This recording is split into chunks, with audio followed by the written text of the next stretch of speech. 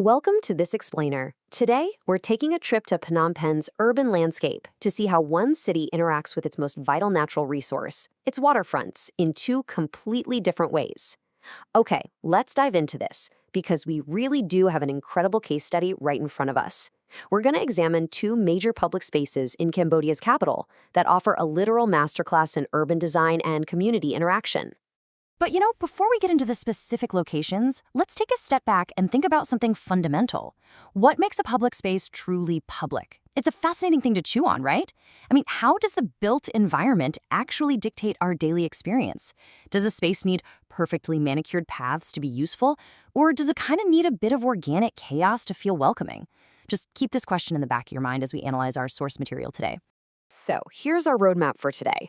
We'll start with the two distinct visions for the waterfronts, followed by their origins and planning approaches. Then we'll check out their daily atmosphere, dive into the challenges and future risks they face, and finally, wrap it all up with the ultimate urban life takeaway. Right, let's get into section 1. Two waterfronts, two visions. Phnom Penh's contrasting public spaces. Our analysis today zeroes in on two specific spots, Sisowath Cay and Koh Noria. The source material makes it super clear that while both are incredibly significant waterfront spaces in Phnom Penh, they represent entirely different approaches to urban development. As you'll see, walking through one offers a completely distinct public experience from walking through the other. It's literally like day and night. Moving on to Section 2, Origins and Planning Approaches. Let's see exactly how these spaces came to be. The contrast really begins right at the foundation. Take Sisowath Cay, for example. The text highlights that this space evolved gradually over the years. Its shape and function weren't just dictated all at once from the top down. Rather, it was organically shaped by the daily habits and the creative, everyday uses of the local community. It just sort of grew. Contrast this with Koh Noria, which is pretty much the exact opposite of organic growth.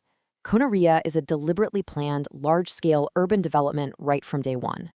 And this brilliantly illustrates the concept of clean slate development.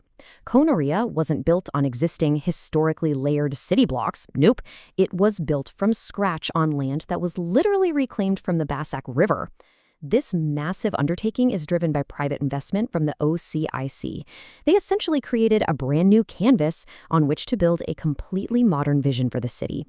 Because Koh Noria is a clean slate, its primary goal is to modernize Phnom Penh's infrastructure.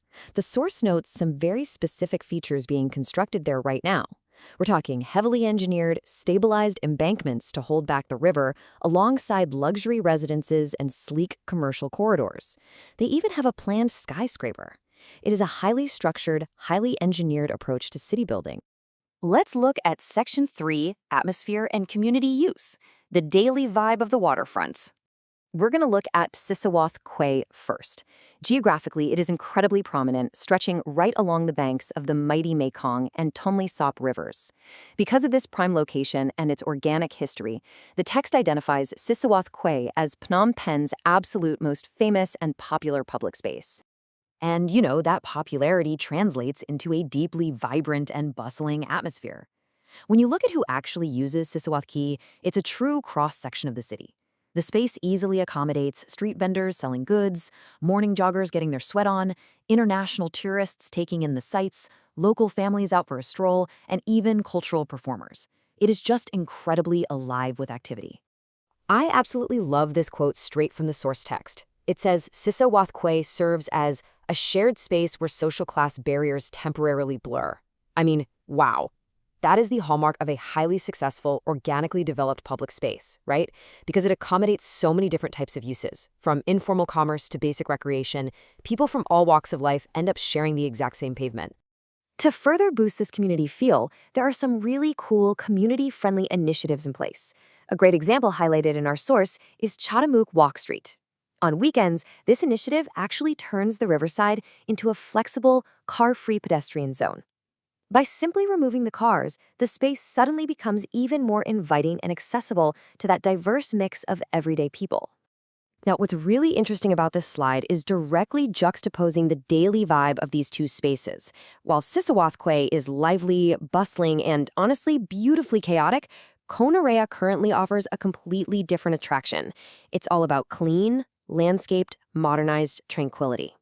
So, what actually draws people to Konorea if it doesn't have that chaotic charm of street vendors? Well, it's the modern amenities. If you're looking for perfectly manicured hills rather than dodging an enthusiastic noodle cart, this is your spot. It features incredibly wide, clean sidewalks and beautifully landscaped riverside promenades.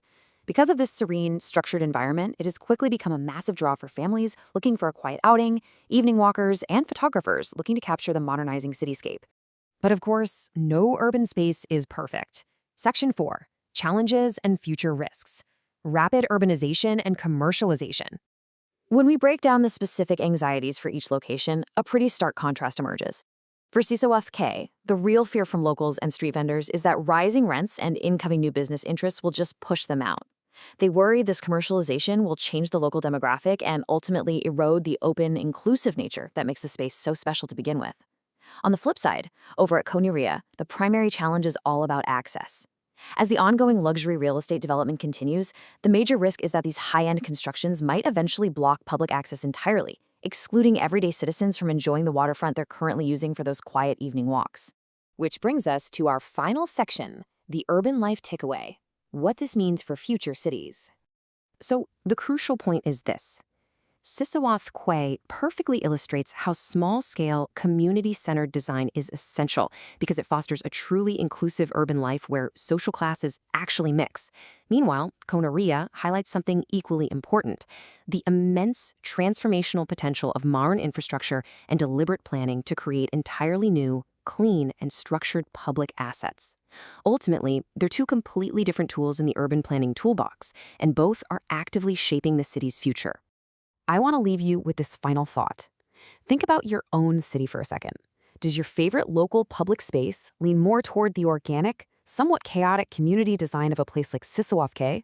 Or does it feel a little more like the transformational, master-planned modern infrastructure of Konorea? There's no right or wrong answer here, but understanding the difference completely changes how we see the cities we live in.